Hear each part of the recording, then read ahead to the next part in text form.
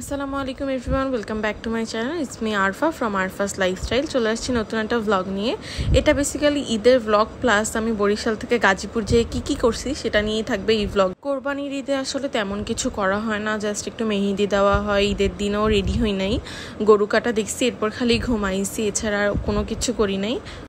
এখানে চাঁদরাতের দিন চাচি অনেকগুলো ফিন্নি রান্না করছিল, অনেক মজা হয়েছে। এরপর আমরা সবাই মিলে একটু মেহেদি দিছি, এখানে যাওয়াদের সাথে একটু দুষ্টামি করতেছিলাম। হ্যালো গাইস, ঈদ মোবারক। আমরা মেহেদি দিয়েছি, দেখাও, বলো ঈদ মোবারক। ঈদের দিন সকালবেলা সবার প্রথম কাজ থাকে সবার কাছ থেকে সালামি নেওয়া। এখানে আপনি আমাদেরকে সালামি দিচ্ছিল।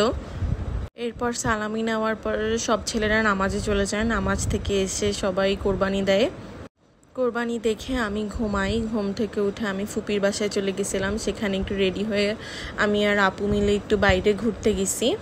ওই দিন সন্ধ্যা হয়ে যাওয়ার কারণে ঈদের ড্রেসটা আমি পরতে পারি নাই। পরের দিন রেডি হয়ে সুন্দর করে ঈদের ড্রেসটা পরে বরিশালে একটা নতুন ক্যাফে হয়েছিল, সেখানে গিয়েছিলাম। সেখানে গিয়ে একটু ঘোরাফেরা করে পরের দিন রাতে চলে আসছি দাদু বাসায়।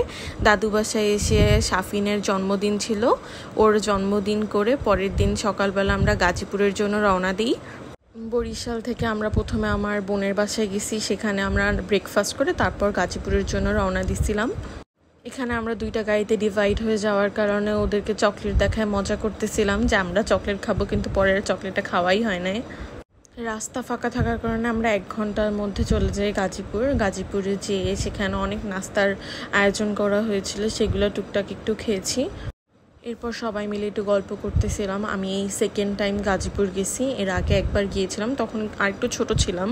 নাস্তা শেষ করার পর দেখি লাঞ্চের আয়োজন করা হয়েছে। এখানে অনেক কিছু রান্না করছে, সবগুলো খাবার অনেক মজা ছিল। আর দুলা ভাই ফার্স্ট টাইম গেছে দেখে তার জন্য একটা ডালা রেডি করা হয়েছে। এরপর লাঞ্চ করে আমরা চলে গেছিলাম একটা বাসায়, সেখানে অনেকগুলা বিড়াল ছিল। আমার বিড়াল অনেক পছন্দ, তো বিড়ালগুলা দেখলাম, কোলে নিলাম। এরপর ওদের সাথে মজা করে চলে আসছি আবার বাসায়। এসে তারপর সেখানে শাফিনের আবার আমরা বার্থডে সেলিব্রেট করছি।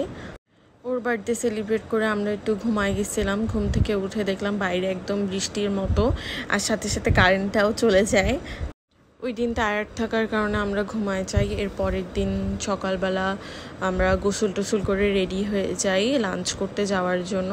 পরে আমরা সবাই মিলে একসাথে লাঞ্চ করতে গেছিলাম। তখন ঈদের কারণে আসলে সব রেস্টুরেন্টই বন্ধ ছিল, এই একটাই খোলা ছিল। ওদের খাবার মোটামুটি ছিল, খুব বেশি ভালো ছিল না। আমরা অনেক কিছু অর্ডার দিয়েছিলাম, fried rice, vegetable, fish, beef, chicken fry, অনেক কিছু অর্ডার দিয়েছিল চাচু। এরপর সেগুলো খাওয়া শেষ করে চাচি আমাদেরকে একটা নদীর পাড়ে নিয়ে গিয়েছিল, সেখানে একটু মজা করে।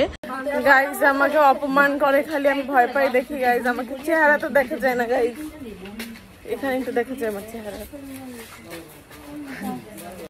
পরের দিন চাচির খালাতো বোন হাসিমণি অনেক ভালো কেক বানায়, তো সে একটা কেক বানিয়েছিল। একটা খালামণির বার্থডে ছিল, তো সেটা উপলক্ষে ওইখানে প্রত্যেকটা গাছে অনেক আম ছিল, সো আমরা সবাই মিলে আম পাড়লাম। আমগুলো অনেক মিষ্টি আর মজা ছিল।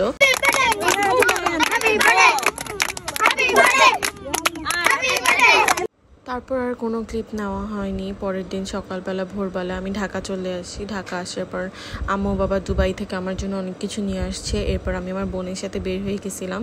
তারপরের দিন আবার আমি আর আমার বোন, আমার দুলাভাই মুভি দেখতে গেছিলাম, তাণ্ডব। মুভিটা অনেক ভালো ছিল, সবার দেখা উচিত একবার হলেও। তার 2 দিন পর আমার চাচাতো ভাইরা আবার চলে আসে ঢাকা, ওদেরকে নিয়ে একটু ওয়াফেল খেতে গিয়েছিলাম। বনানী ওয়াফেল আপের এই শেকটা and waffle both are so good. ওই দিন ঘোরাঘুরি শেষে বাসায় চলে আসি। এটাই ছিল ভ্লগ, আশা করি সবার ভালো লেগেছে। লাইক, ফলো, সাবস্ক্রাইব করে পাশে থাকবেন।